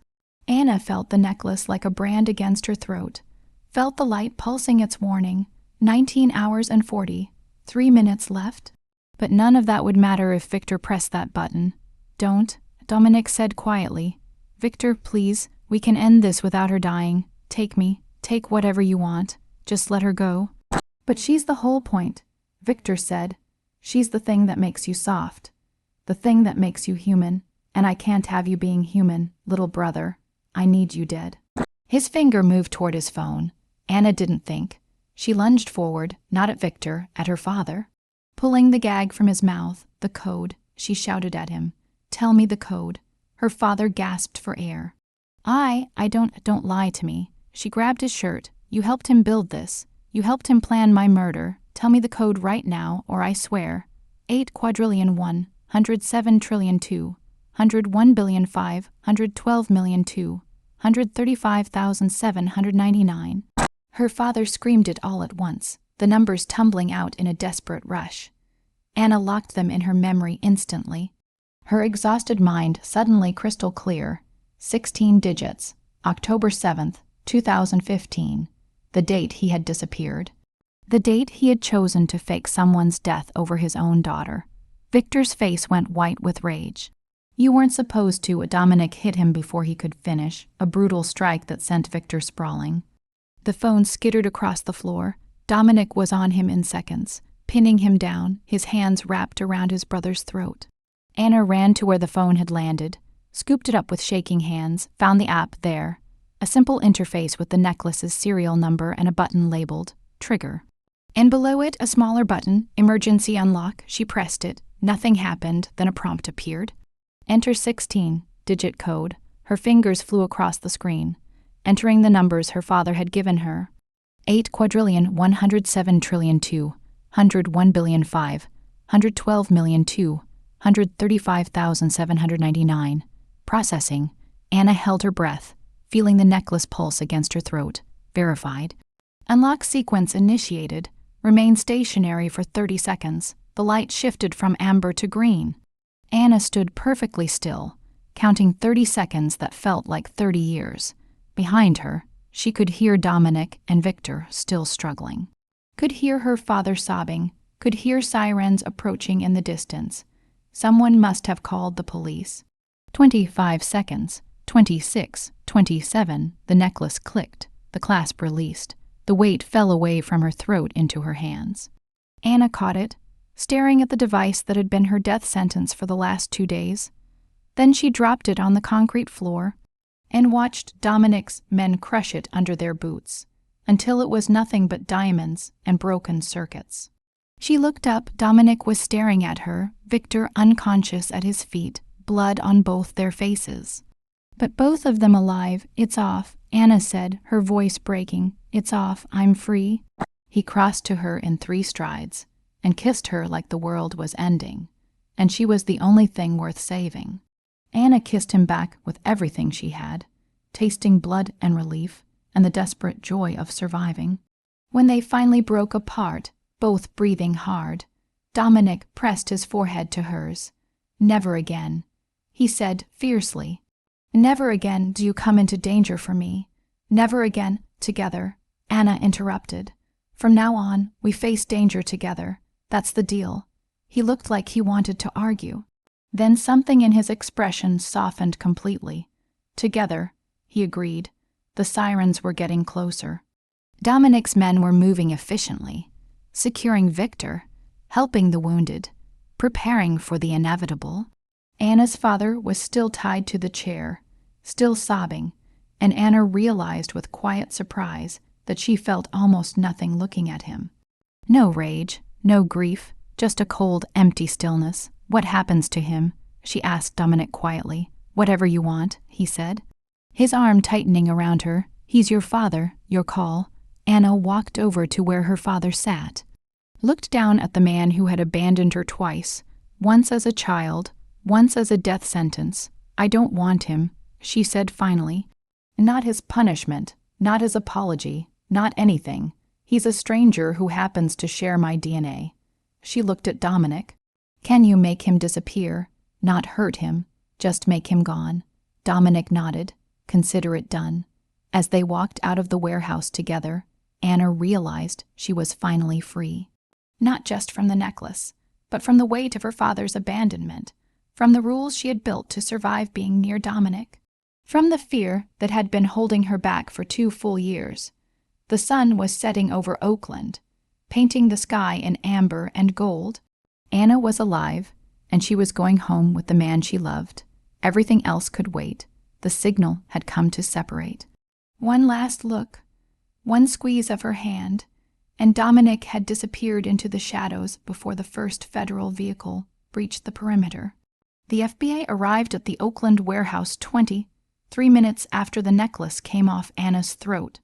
By then, Dominic's entire team had already vanished into the night like smoke, taking Victor's unconscious body with them, leaving only Anna's father still tied to his chair and the wreckage of a family war scattered across concrete floors.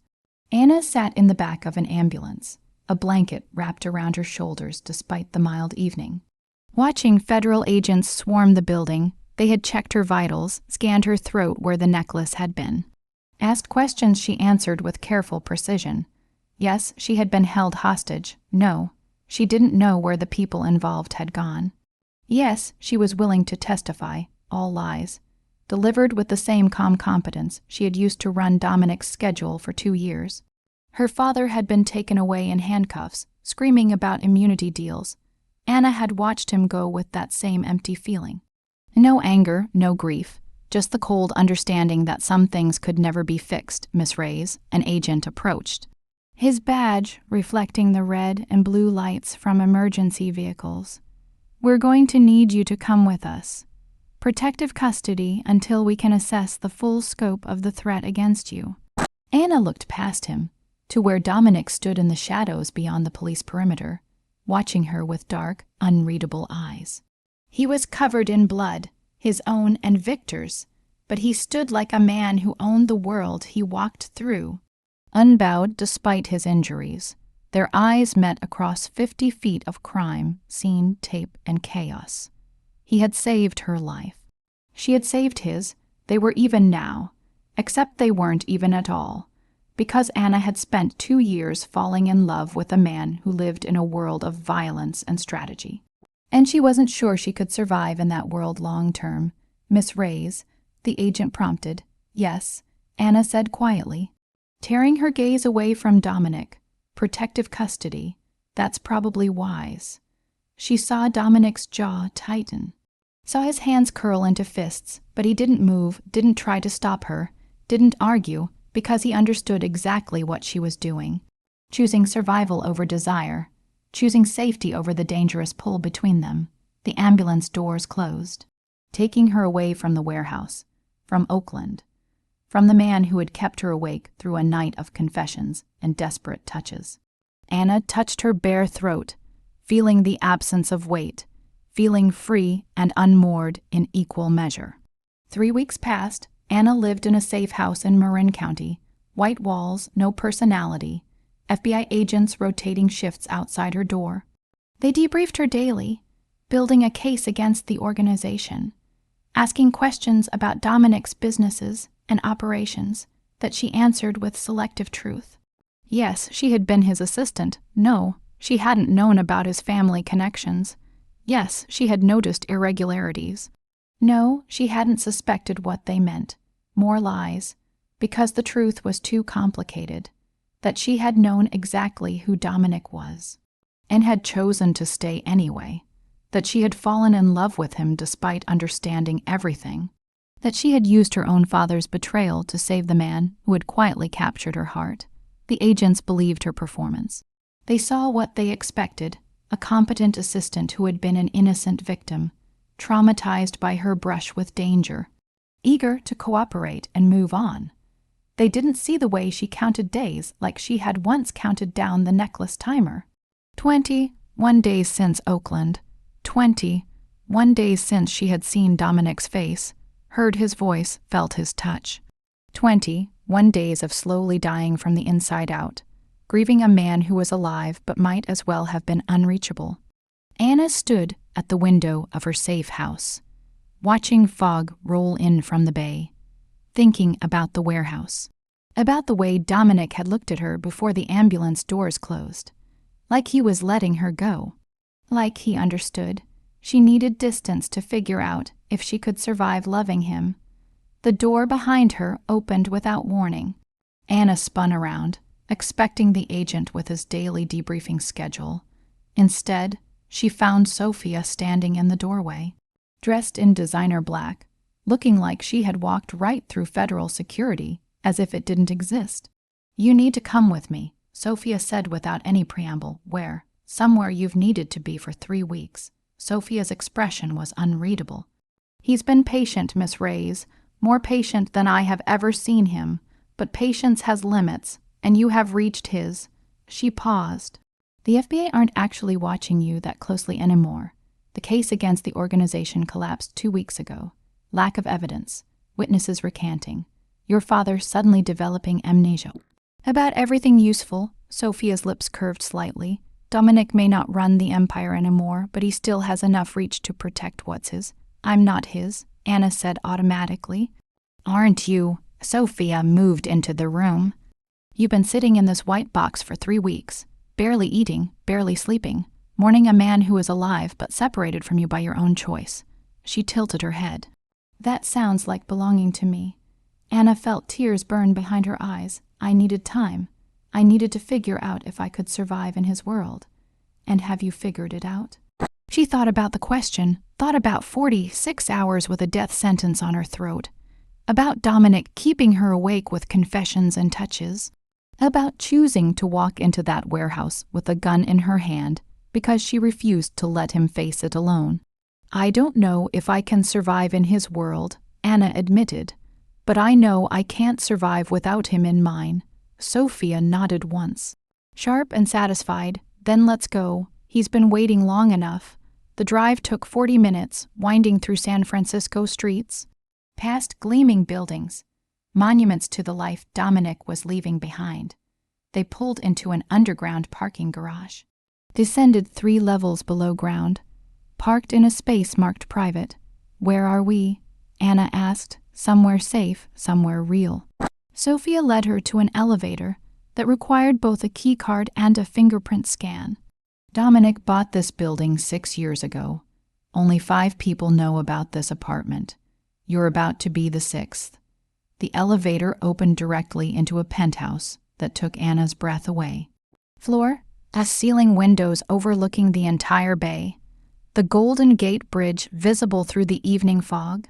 The space was decorated in blacks and grays, modern and masculine, but warmer than anywhere she had seen him before. And standing at the windows, backlit by city lights, was Dominic. He looked different than she remembered. Thinner, harder, new scars visible on his hands and neck. He was dressed simply, no suit, no tactical gear. Just a man standing in his private space, looking at a city he used to rule. He turned when the elevator opened, and Anna saw his face clearly for the first time in 3 weeks. Exhaustion, longing, desperate hope barely held behind careful control. Anna, just her name, but it sounded like a prayer. Sophia slipped back into the elevator without a word. The doors closed behind her, leaving them alone. Anna stood frozen, drinking in the sight of him, cataloging every change, the scar above his left eyebrow, the way he held himself, like his ribs still hurt, the way his hands trembled slightly before he curled them into fists. "You look terrible," she said finally. A ghost of a smile touched his lips. "You look like you haven't been sleeping." "I haven't." Anna moved into the space, each step feeling enormous. "Every time I close my eyes, I see that warehouse. I see you on your knees with a gun to your head. I see myself choosing to walk away afterward. You needed space." Dominic's voice was carefully neutral. "I understood that. Did you?" She stopped a few feet away, close enough to touch but not touching. "Because I've spent 3 weeks wondering if you were relieved I left. If it was easier for you without me complicating everything." Something flashed in his eyes. Pain, raw and unfiltered. "Easier, Anna." He looked at her like the word itself hurt him. "These 3 weeks have been absolute hell. Watching you through surveillance, seeing you fade, knowing you were choosing to be away, and respecting that choice, even though it was slowly killing me. "You've been watching me every day. No shame in that admission," he said quietly. "Every moment the agents weren't directly with you, I had eyes on you. Making sure you were safe. Making sure you were eating. Surviving," his jaw tightened. "Making sure I hadn't destroyed you by dragging you into my world." Anna felt something crack in her chest. "I walked away because I was scared," she said. "Not of you. Of how much I wanted to stay. Of how much I was willing to give up to be with you." "What were you willing to give up?" The question came out rough. Everything. The admission felt like stepping off a cliff. Normal, safe. The life I was supposed to want. I was willing to give up all of it for you, and that terrified me. Because I've spent my whole life building walls to protect myself from being abandoned. Dominic crossed the distance between them in 2 strides, his hands coming up to frame her face with a gentleness that made her breath catch. "I would never abandon you. I would burn everything to the ground before I let you go."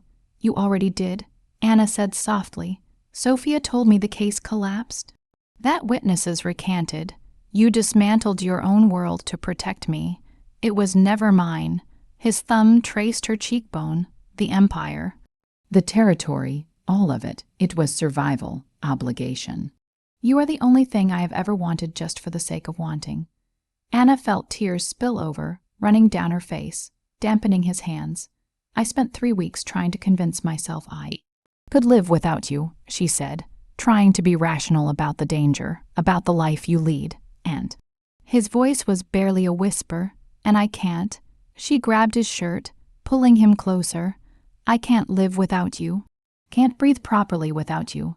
Can't sleep because you're not there keeping me awake with stories and confessions. I choose you, Dominic. I choose the danger and the complicated life. Because the alternative is dying slowly from missing you." He kissed her like a drowning man finding air, desperate, consuming. Anna kissed him back with 3 weeks of longing and grief, and desperate relief, tasting salt from her own tears and something that might have been his. When they finally broke apart, both breathing hard, Dominic pressed his forehead to hers. "I have something for you," he said roughly. "Something I should have given you before any of this happened." He reached into his pocket, produced a small black box.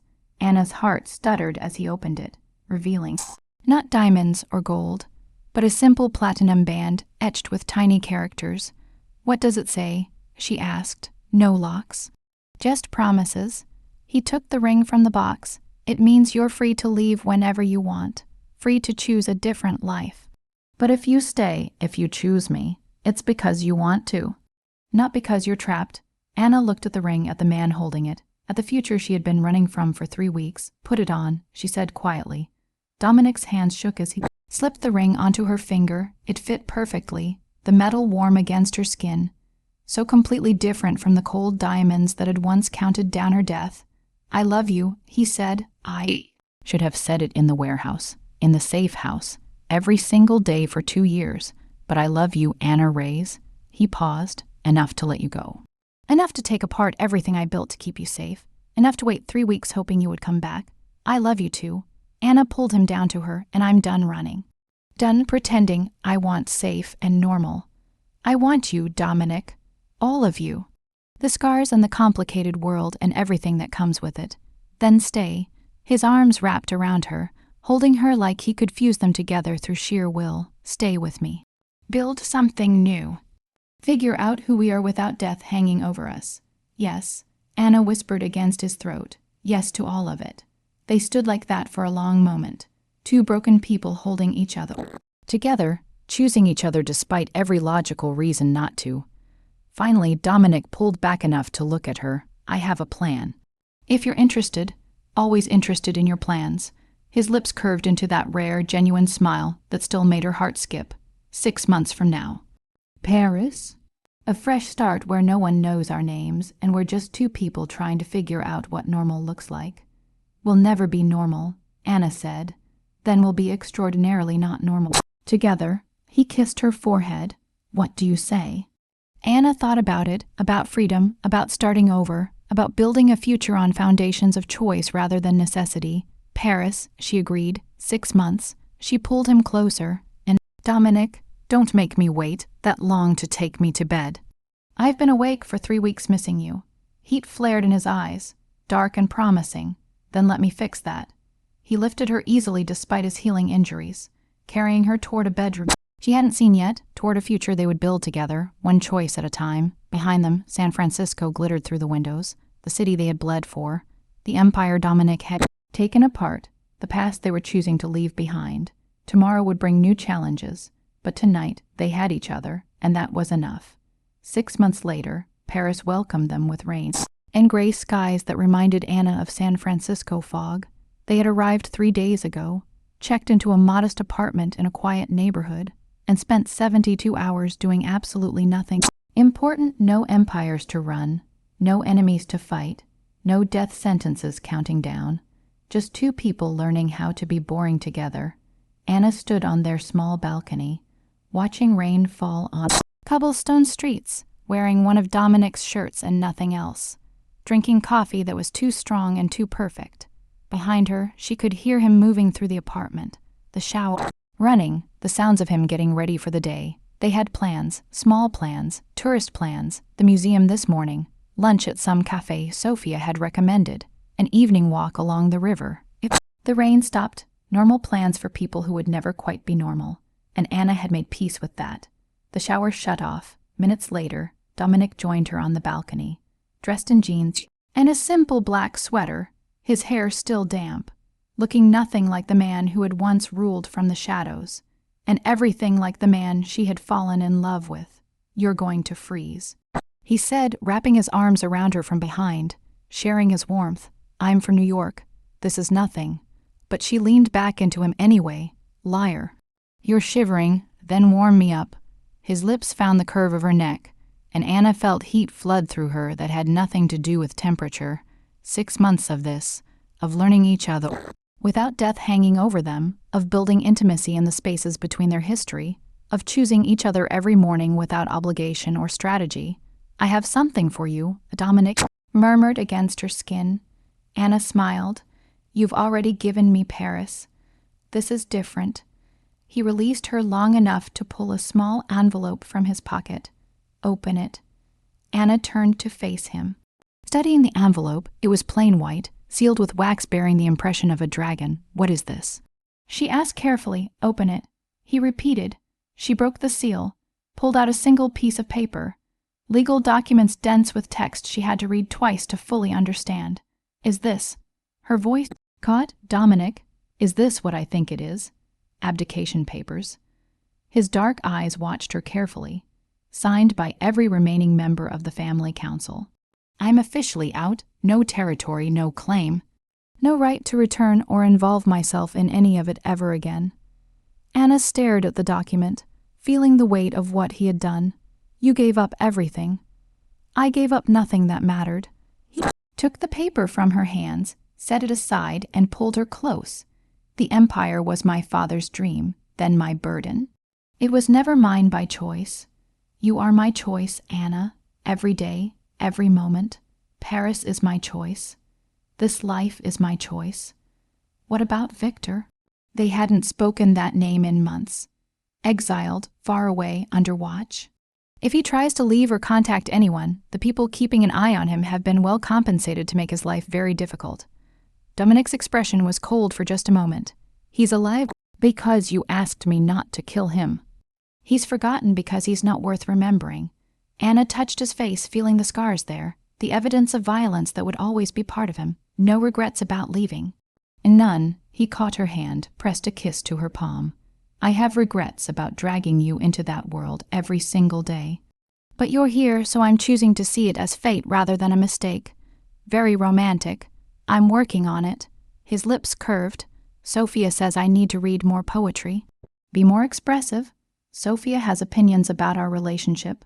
Sophia has opinions about everything." He guided Anna back inside, away from the rain and cold. "She's in Tokyo now. Working for a pharmaceutical company. Legitimate work, she claims, though I have my doubts. And Marco. Still in San Francisco, running tech security for what's left of the business. We talk once a week. He asks about you every single time."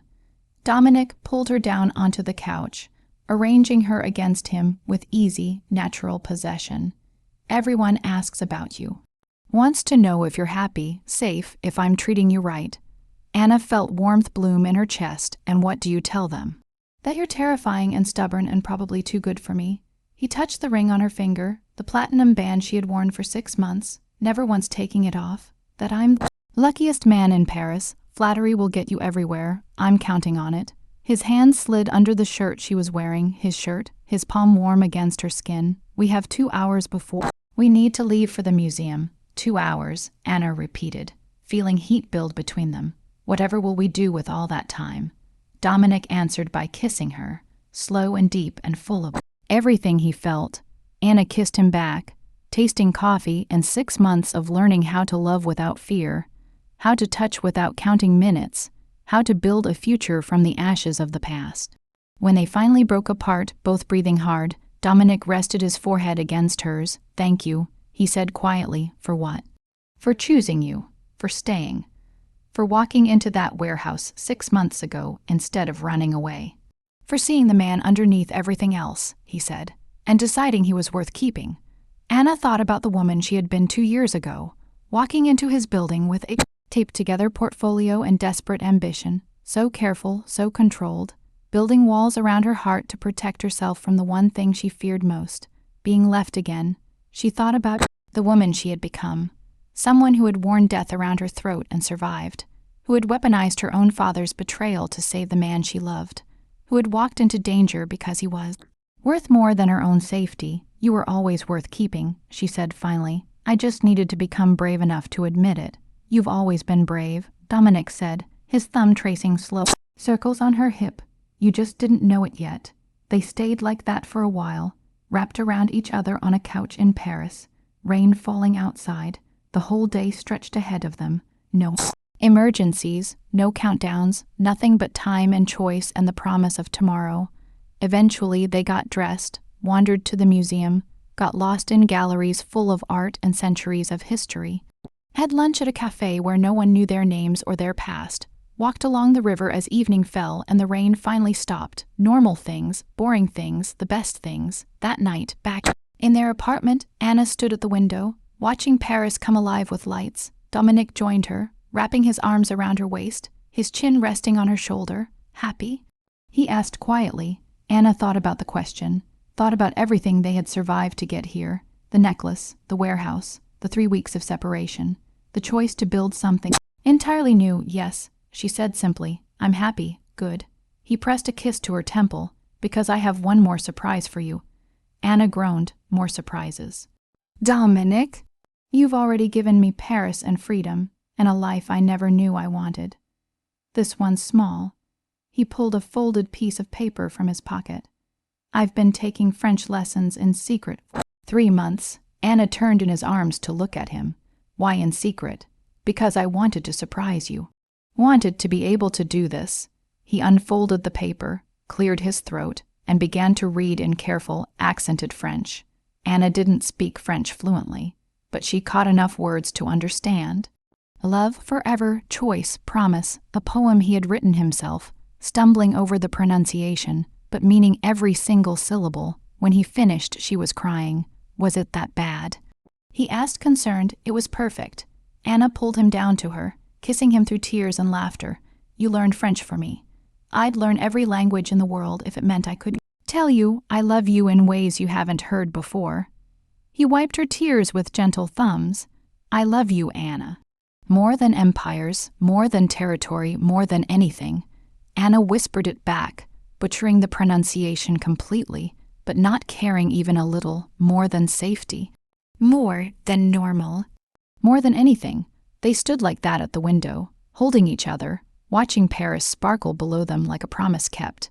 6 months ago, Anna had walked away from a warehouse wearing a death sentence around her throat, choosing survival over desire. Tonight, she was choosing both. Tomorrow, they would wake up and choose each other again, and the day after that, and every day that followed, building a life from small choices and quiet moments and the extraordinary gift of being alive together. The dangerous man was gone, his empire scattered, his name becoming legend. Dominic was alive, and Anna was with him, and that was the only story that mattered anymore.